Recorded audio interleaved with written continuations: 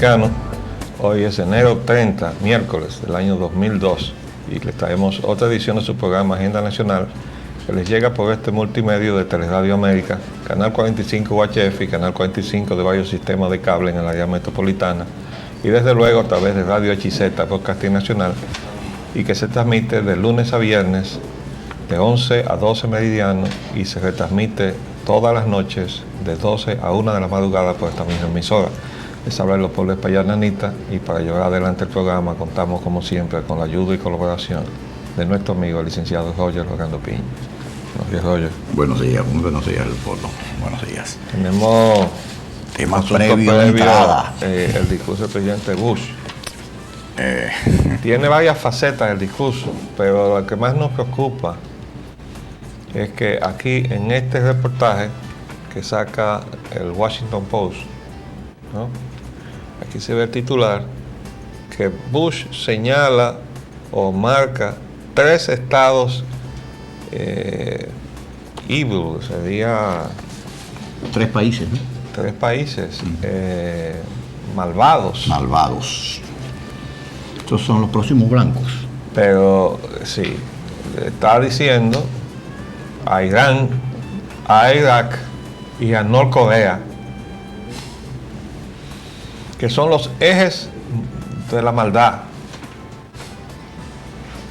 y cuyos esfuerzos para adquirir armas de destrucción masiva y exportarlas no se pueden tolerar más tiempo. Bueno, a nosotros nos preocupa esa actitud del presidente de los Estados Unidos. Nos preocupa porque todos nosotros, en República Dominicana, en América Latina, queremos vernos reflejados en la parte positiva de la sociedad norteamericana, en su ejemplo como democracia, no solo de América, sino del mundo. Pero esa es una democracia que viene en proceso de involución, sobre todo a partir de los hechos del martes 11 de septiembre.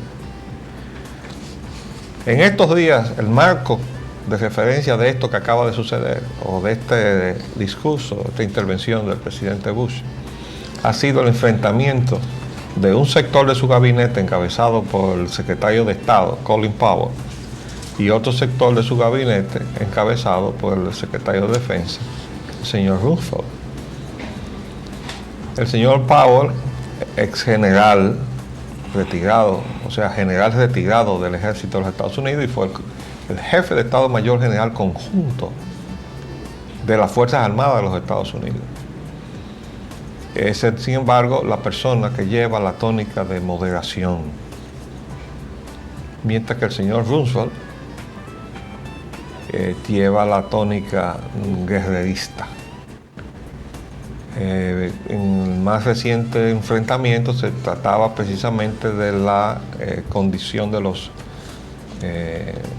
detenidos en Afganistán y traídos a Guantánamo, en condiciones que ha suscitado la protesta de muchos sectores y organismos vigilantes de la condición humana y de los derechos humanos. Entonces, el secretario Powell le planteó al presidente de los Estados Unidos que se le otorgara a esos prisioneros la condición de prisioneros de guerra y de los derechos que le otorga la Convención de Ginebra en ese respecto. El señor Roosevelt, por el contrario, sostenía que no. Y esa es la línea que triunfó. El presidente Bush ha sostenido que esos no son prisioneros de guerra y que por tanto pueden ser tratados como cualquier cosa.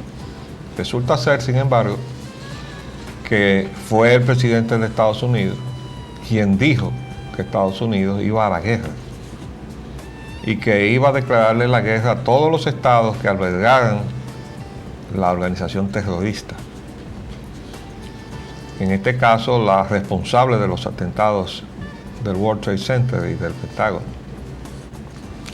Pero ¿qué pasa con ese enunciado? Que un Estado puede estar albergando de manera inconsciente a células terroristas, simplemente porque se le hayan penetrado, como le pasó a los Estados Unidos, porque esos atentados los produjeron gente que ya estaban dentro del territorio norteamericano. Entonces, decir vamos a combatir el terror donde quiera que esté es una posición sumamente riesgosa, porque puede llevar a los Estados Unidos a abrir demasiado la boca, como decimos nosotros acá, y después no la va a poder cerrar. Como nosotros no queremos ver a Estados Unidos convertirse en algo distinto a lo que era, que es el ejemplo que nosotros, todos los países, queremos seguir para aprender a ser democráticos. Si Estados Unidos deja de ser democrático, ¿qué ejemplo nos va a dar a nosotros? Miren lo que está pasando con el conflicto palestino-israelí, cuyos titulares vamos a leer más adelante. Entonces, ese enunciado del discurso del presidente le está dando mucho partido político en términos de que el pueblo de los Estados Unidos, en su rol de cabeza, que está enarbolando la defensa de los norteamericanos frente a la agresión, ha levantado su popularidad. Está en el 83%, de acuerdo a una encuesta que creo que fue de CNN, ¿no? Sí, de CNN y las otras encuestadoras también, varias de ellas. Pero nosotros Time, Warner, exacto. le queremos decir al presidente Bush que esa exacerbación de la tónica de guerra que le da resultados políticos en términos de su popularidad es exactamente el elemento que está socavando la economía de los Estados Unidos y del mundo, porque no pueden convivir las dos cosas. Claro, excepto que haya una economía de guerra, que nosotros quisiéramos pensar que ese no es el caso, aunque no somos ingenuos tampoco para no pensar que hay sectores también en los Estados Unidos que están jugando a eso, porque ahí están sus intereses.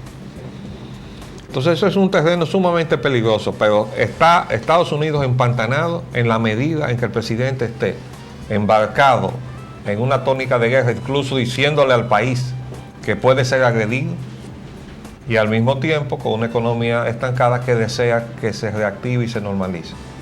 Queremos decirle desde aquí, por si él no lo está percibiendo, que quizás su embajada aquí se lo haga llegar, que son dos discursos exactamente contradictorios. Y recordarles, por último, para terminar con el tema, que cuando terminó la guerra de la tormenta del desierto de su padre, la popularidad del presidente Bush padre andaba exactamente por ahí, al extremo de que ninguno de los candidatos de línea del Partido Demócrata quiso enfrentarse a él, y dejó que un pibe, gobernador, ¿verdad?, casi desconocido, que se llamó Bill Clinton, de un estado agrícola, viniera a retarlo, y le ganó. Quiere decir que se cuide mucho de esa popularidad que suele ser muy efímera, sobre todo si lo que está socavando y le va a socavar a esa popularidad es exactamente la condición de la economía de los Estados Unidos. Y hay otra percepción, de acuerdo a los informes de prensa, que yo comparto también y desearía agregar para ya, como usted dijo, concluir el tema, y es que, por otro lado, ese discurso que mantiene ese alto nivel de popularidad está dirigido hacia tratar de cubrir todos los escándalos que están emergiendo dentro de la administración y sus vínculos con ciertos sectores de los consorcios y de las empresas norteamericanas, unos vínculos que van más allá de la pura relación que debe haber entre el gobierno y esas empresas. Entonces, se le atribuye también en gran medida el estar blandiendo este tipo de discurso para tratar de echar todo lo posible hacia un lado el otro tema que va a continuar también socavando esa misma popularidad a la que se refirió el arquitecto. Sí, eso va a ser inevitable, porque el escándalo de Enron, y ya lo vamos a comentar ahora, tiene otros pespuntes. El petróleo baja de nuevo. La información, como ya le habíamos dicho, aquí está. Dice la prensa ayer en la tarde que el petróleo baja nueva vez en Londres. Dice, el precio del crudo Brent volvió a bajar este martes en la apertura londinense, ya que los corredores esperan la publicación de estadísticas en Estados Unidos sobre un alza de las reservas de crudo. Un alza de las reservas de crudo quiere decir que hay bajo consumo. De modo que cuando bajan las reservas de crudo, entonces inmediatamente sube la demanda y sube el precio. Como las reservas van a aumentar porque hay baja demanda, entonces el precio va para abajo, indefectiblemente, como ya le hemos dicho. Hagan todas las piruetas y todas las maniobras que quieran, pero mientras la economía real, que no es la economía bursátil donde se juega a la lotería con la economía del mundo, no esté reactivada, la suerte del petróleo es ir hacia abajo. Vamos a seguir adelante. Informe sobre la emisión de bonos del consorcio Aerodón por 160 millones de dólares. Bueno, ese informe te toca a ti, ¿verdad? Tú eres el experto. Y además encontraste la cláusula que tiene relación con el tema, ¿no? En la documentación que usted posee, que siempre coteja. Esta situación, como ya estamos viendo a través de los medios y la expresión, el clamor popular de que el gobierno debe ya decidirse a adoptar una política de no continuar con los préstamos, los empréstitos en el exterior. Y a esto se ha hecho eco inclusive algunos funcionarios de cartera del propio gobierno, quienes ya están emitiendo juicios en la tónica de que ya no va a haber más préstamos, ya los préstamos de ahora en adelante se van a manejar de otra manera, incluyendo el propio presidente de la Cámara de Senadores. Pero todavía queda pendiente este aspecto que viene a darle una contradicción a esas expresiones, si es que llega a consolidarse esta propuesta de una emisión de bonos por parte de una empresa privada que ha obtenido en concesión una explotación de infraestructura de transporte del Estado. Desde el principio hemos nosotros criticado muy acremente este contrato y ahora se añade el hecho del aspecto financiero del contrato. Resulta que ellos habían obtenido esa concesión de parte del gobierno sobre la base de que ellos iban a aportar el capital necesario para que las inversiones que se requerían en expansión y mejoras de las instalaciones se hiciera por medio de esos recursos. Déjame apuntar esto, perdón, que la premisa era que el Estado dominicano no tenía esos recursos. Exactamente. Es decir, como había que hacer unas cuantiosas inversiones para actualizar esos aeropuertos en términos de sus reales necesidades, como es el caso del Aeropuerto de las Américas, pero el Estado no tiene los recursos. Vamos a hacer un paréntesis y volvemos con el tema después de cumplir compromisos comerciales.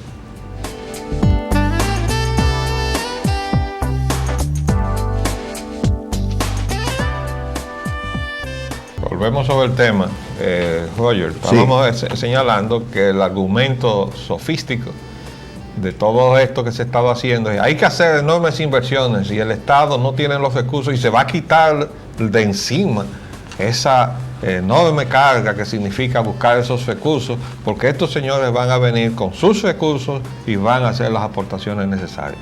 Ese es el discurso. La realidad es la que está planteando Roger.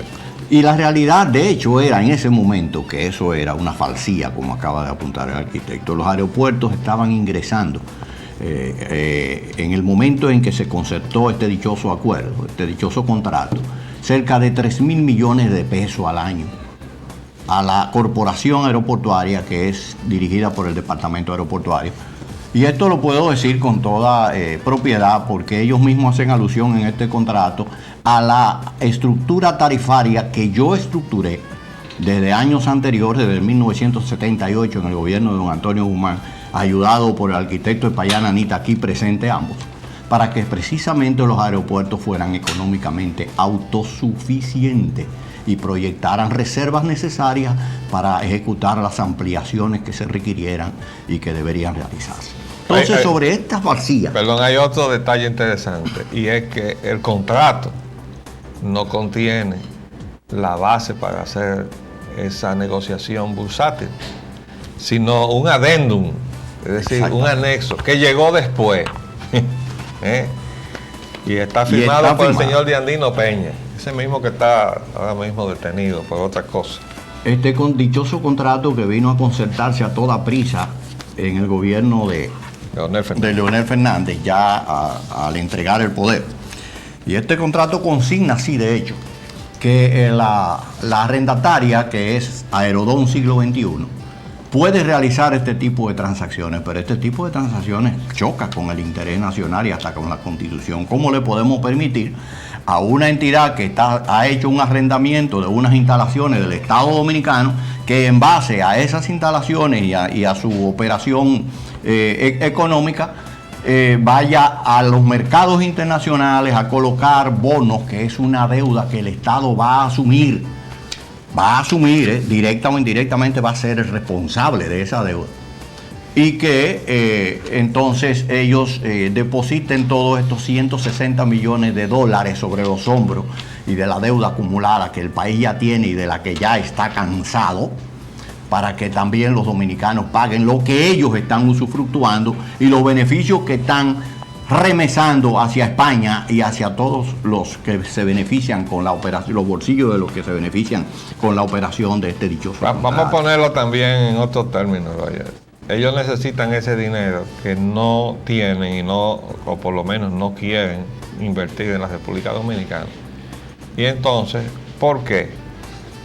Porque quieren construir el aeropuerto al cual está interesado el sector que representa el señor Valdera, que son las inversiones españolas en Samaná, de la cual ya hemos venido hablando y para la cual también se quiere hacer la autopista esa, desde el kilómetro 15 de la autopista de las Américas, 115 kilómetros hasta el entronque con la llegada a Samaná. Bueno, todo eso es para fortalecer las inversiones inmobiliarias del grupo político español. En ese polo. En ese polo. Y entonces hay un aeropuerto que estaba llamado a ser el punto de enlace aéreo con la península, que era el aeropuerto de Arroyo Barril. Y Catey, ¿no? Sí. Bueno, era Arroyo Barril originalmente, que ya se entonces, después de haber aceptado que ese aeropuerto reunía las condiciones para ser remodelado o ampliado, etcétera, entonces después se aparecen con que no, que hay razones técnicas que impiden que ese aeropuerto sea habilitado. Y entonces se van a otro sitio en Catey a hacer el nuevo aeropuerto. Para eso es que necesitan los recursos. De los entonces van a buscar los dineros, 160 millones de dólares fuera. Ellos mismos son los contratistas. Quiere decir que ya ustedes saben que hay una diferencia que la van a manejar. Pero eso nos va a quedar a nosotros, como explicaba el licenciado Roger Logano.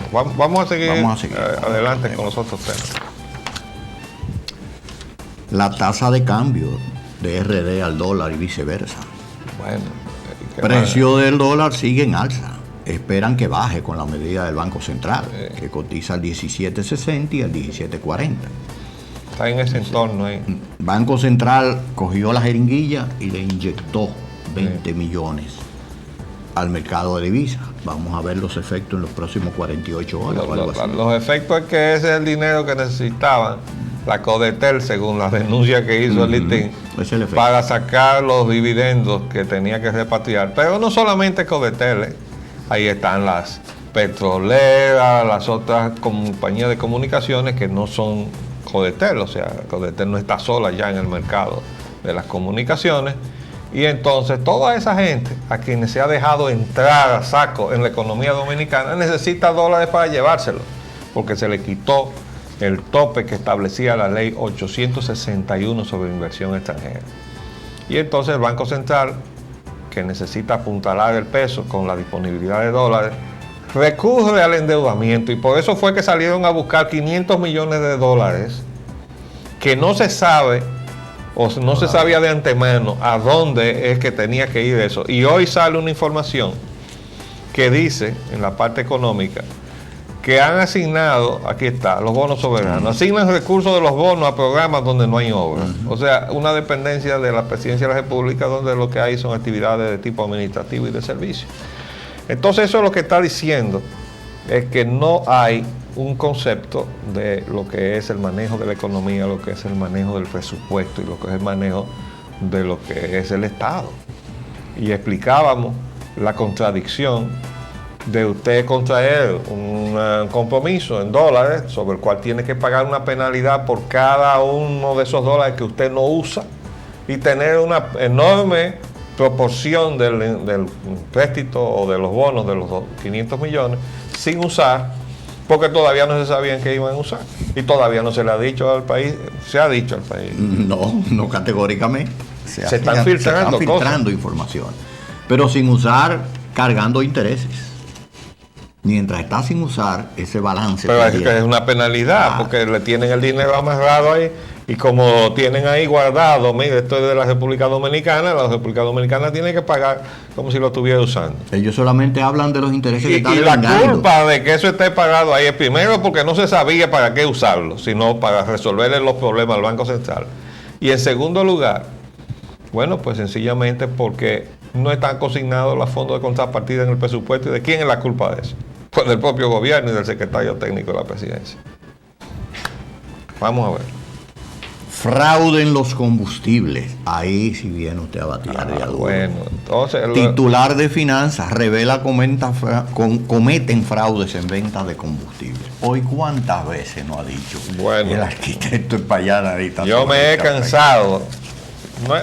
Me he cansado que es una frase, es una forma de decir las cosas, porque de verdad que no nos vamos a cansar nunca de denunciar el fraude que hay contra el país en el manejo de la política de combustible de parte de las petroleras. Pero es que este es un país que ha estado a la ventolera de la voluntad de las petroleras. ¿Por qué? Porque aquí ha habido presidentes a sueldo de las petroleras, que fue el caso del doctor Jorge Blanco, 4 años igualados por la Shell mientras fue presidente. De acuerdo a la información que me fue a dar a mi oficina, una persona muy ligada a la Shell, que ya he dicho que si me dicen que no es verdad, yo diré quién fue a mi oficina a darme la información, ¿verdad?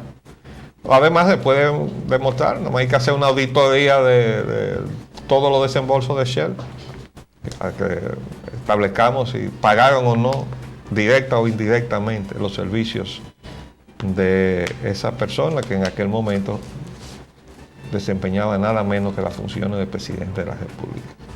Pero asimismo han tenido en el bolsillo a secretarios de industria y a presidentes de refinería.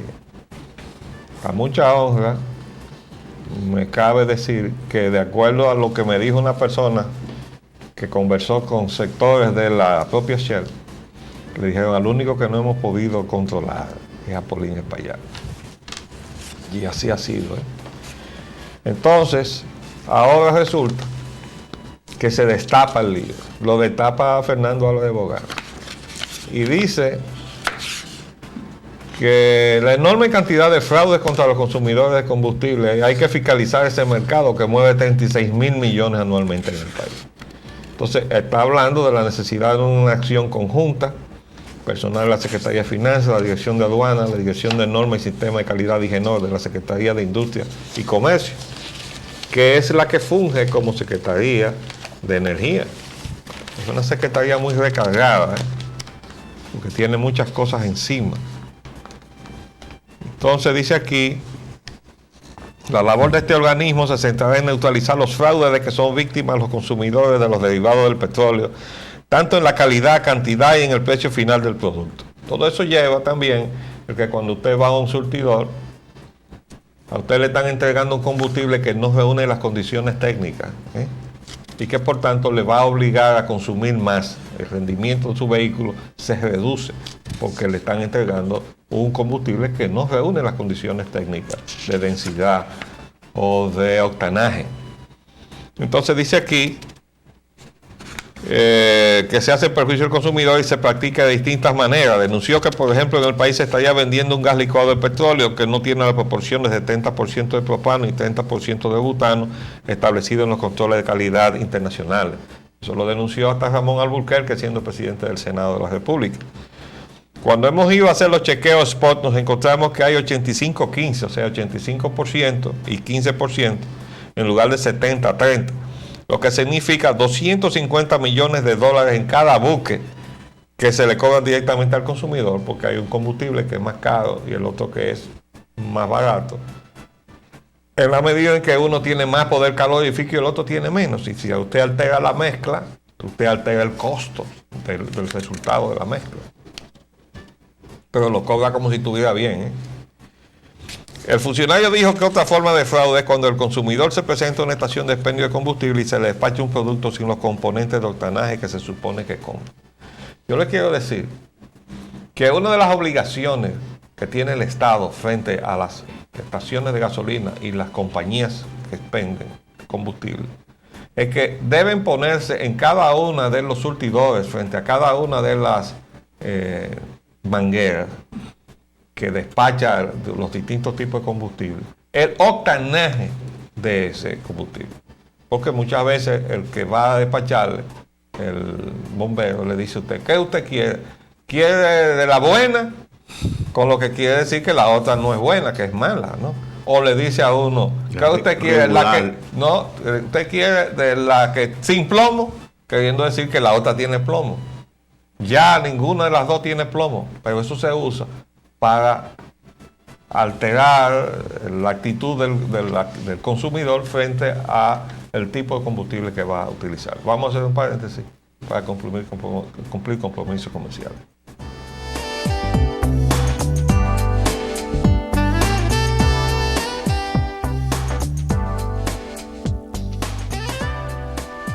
Quiere decir que en los próximos días vamos a traer al doctor Nicolás Casanova, presidente del consorcio Fingamosa, que nos va a traer informaciones interesantes sobre los progresos que está haciendo el consorcio en materia de la producción de azúcar, que indudablemente ha rescatado una buena parte de la estructura productiva que se dejó caer y prácticamente se había entregado a unos desaprensivos extranjeros aquí.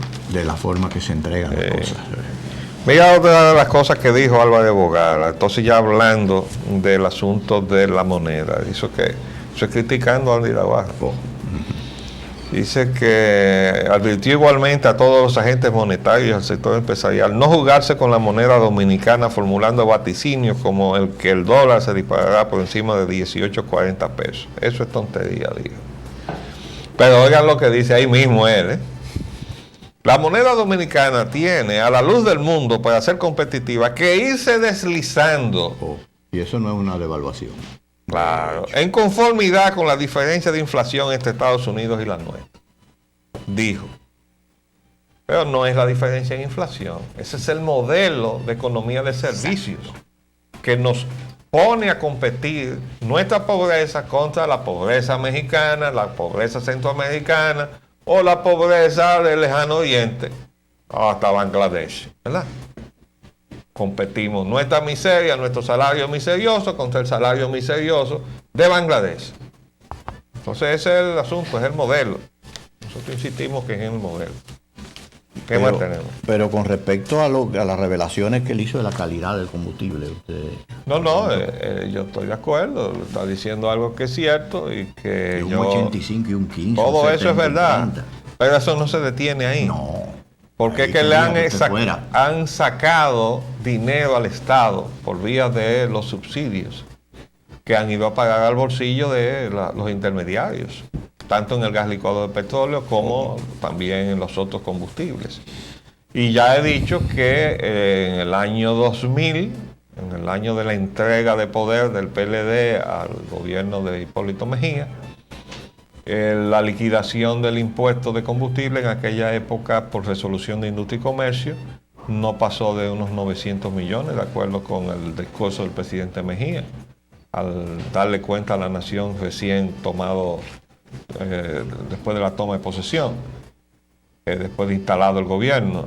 Y a nosotros nos daba que debió ser alrededor de 8.500 millones. O sea, me daba una diferencia de alrededor de 7.500 millones. Le decíamos, presidente, vaya a buscar eso en la refinería, que le digan dónde está, que con eso usted resuelve muchos problemas y no hubiera tenido que meterle la mano al ITEBI ni ninguna de esas locuras, que lo que han hecho es contraer el desenvolvimiento de la economía. Bueno, pero como él está asesorado por esta gente, allá fueron los del ITEBI, bueno, todavía están de Guaje diciendo que está corto, que debe llegar al 15%. Que era el asesor de Fernando Álvarez Bogar, y ahora resulta que están contrapuestos en términos de la... Pero es el asesor de Leonel. También. ¿Verdad? Y viene desde allá arrastrando. Y viene desde allá con la misma política. Y entonces quien lo trae al gobierno de Hipólito Mejía es Fernando Álvarez Bogar, y termina en contrapuesto por la colocación de los bonos soberanos. Y las consecuencias de eso. Ya, claro. Llámele comisiones.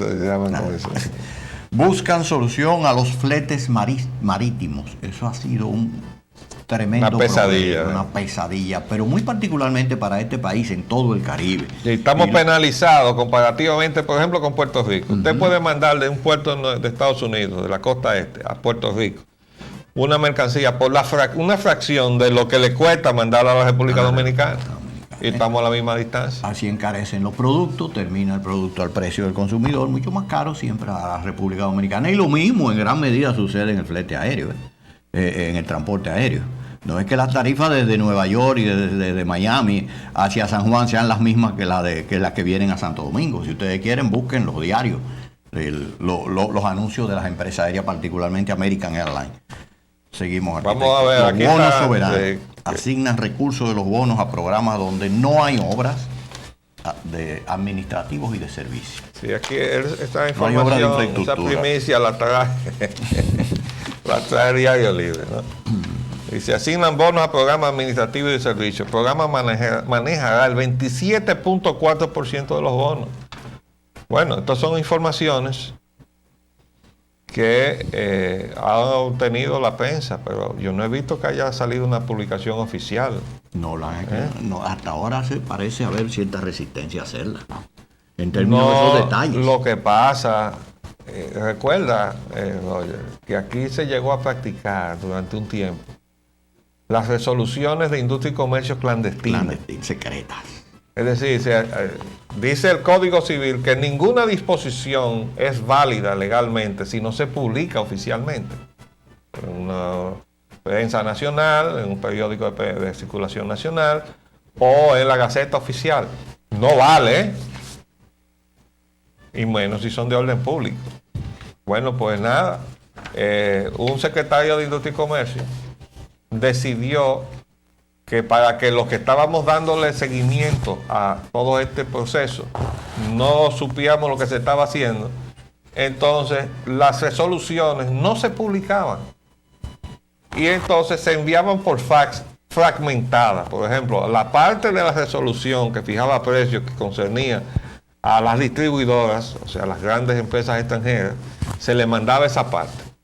La parte que concernía la fijación de precios a los intermediarios de los expendios de las estaciones, entonces se le mandaba esa parte, la que fijaba el precio al consumidor, ya al surtidor. Y así pretendían que nadie supiera qué era lo que estaban haciendo.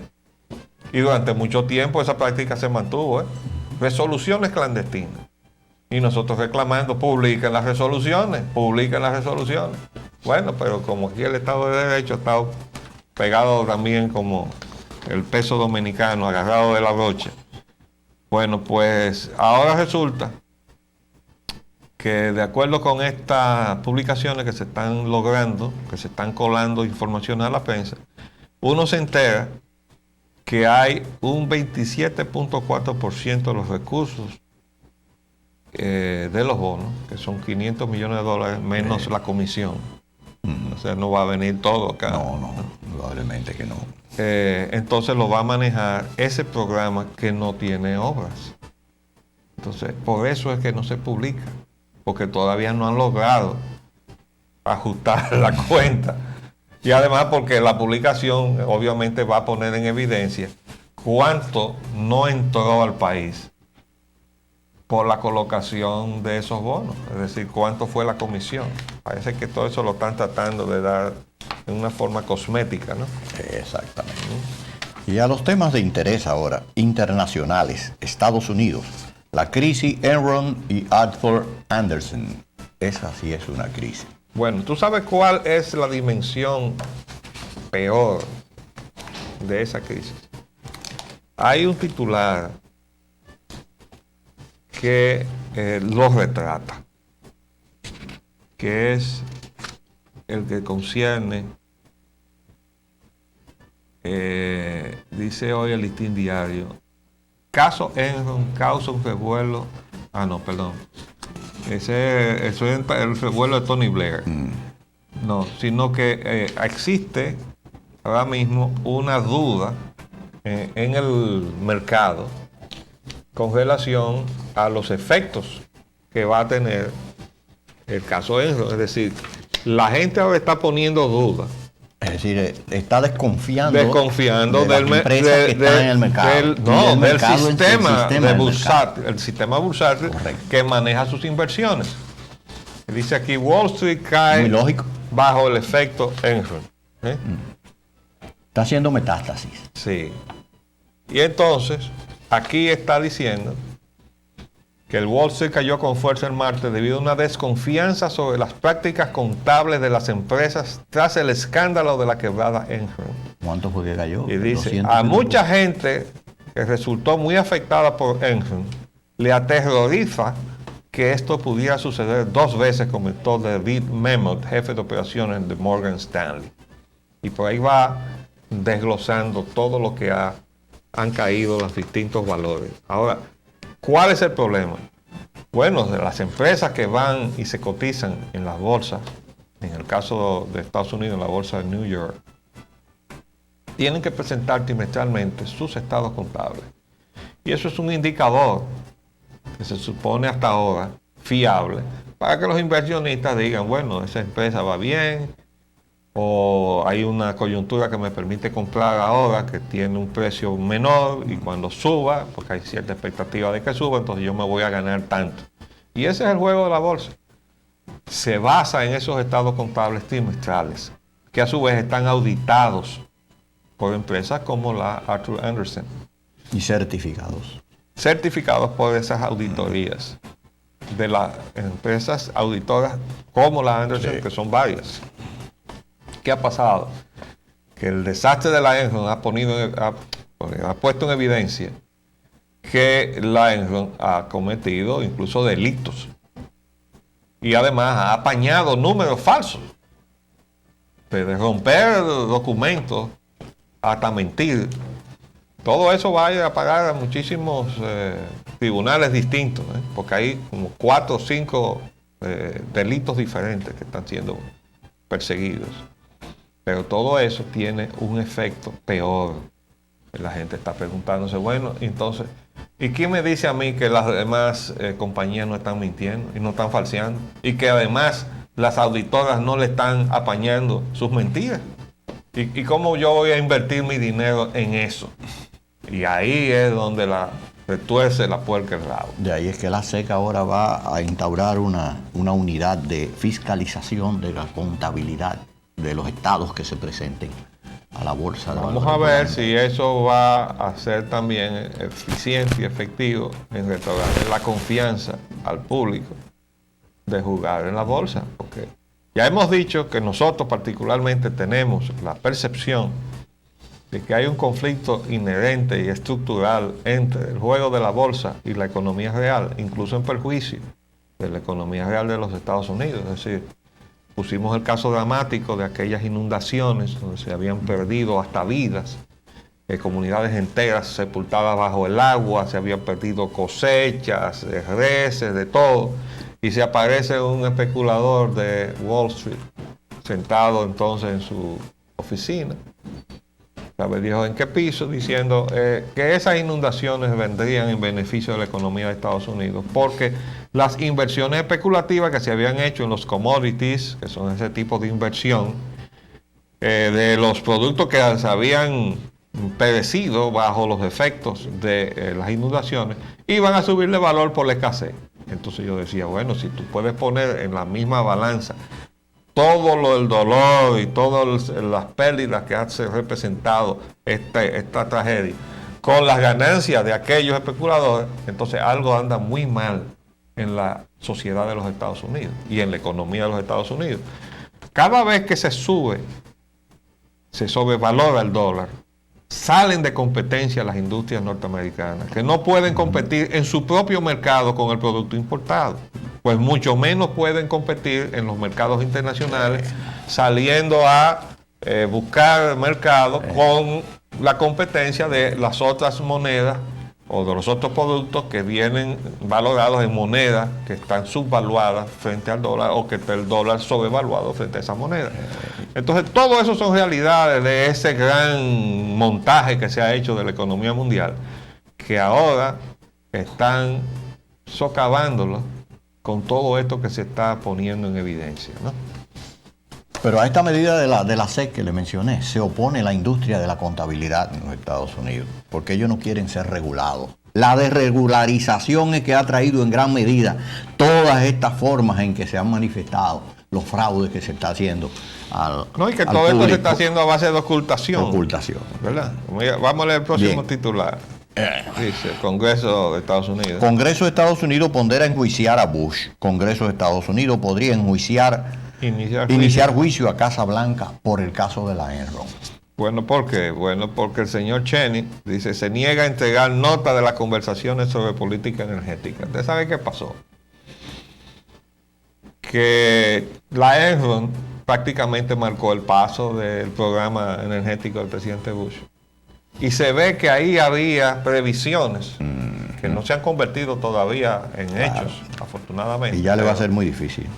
Claro. Y entonces el gobierno de Bush está queriendo protegerse de no poner en evidencia hasta dónde llegó la Enron influyendo en las decisiones del gobierno Bush. Exactamente. En el programa de energía. O sea que diciendo o entregando todas las minutas de las reuniones, se iba a poner en evidencia hasta dónde llegó la influencia de Enron. Entonces el gobierno de Estados Unidos, el gobierno de Bush, quiere ocultar eso. Y el Congreso de Estados Unidos le dice, usted la entrega, o si no, yo lo voy a llevar a un tribunal que lo obligue a entregar las minutas.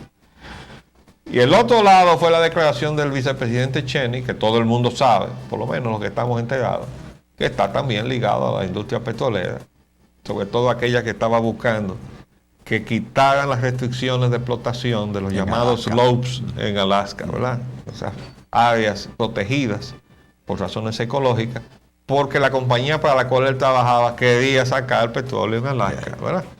Bueno, entonces ese mismo vicepresidente Cheney dijo que no podían entregar esas minutas porque eso iba a socavar la posibilidad de recibir nuevas asesorías para la formulación de los planes del gobierno.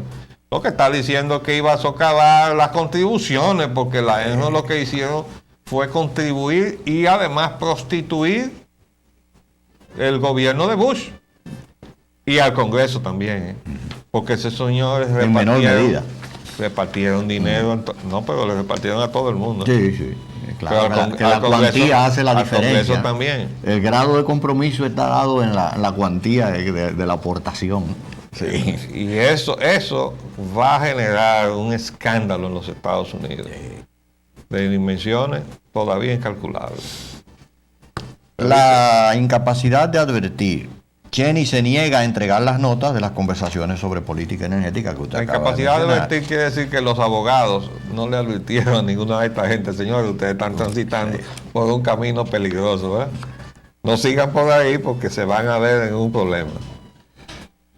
Oficina General de Contabilidad, esa es la General Accounting Office, asegura demandará la entrega de archivos de Cheney. Esa es la del Congreso, ¿no? La fiscalizadora del Congreso. Escándalo, Enron salpica al hermano de Bush. al gobernador del estado de la Florida. También hemos hablado de algunas concesiones que había por ahí en las costas de la Florida. Hemos dicho algo sobre eso, ¿no? Petroleras, por cierto.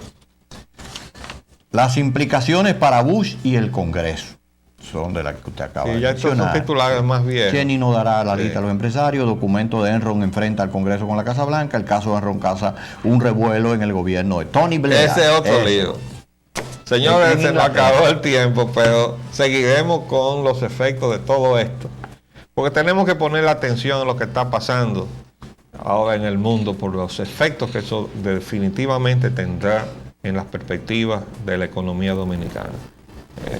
Nos vamos a despedir hasta mañana. Volveremos con otra edición de su programa Agenda Nacional, si Dios así lo permite. Les hablamos Leopoldo Espaillat Nanita y Roger Ogando.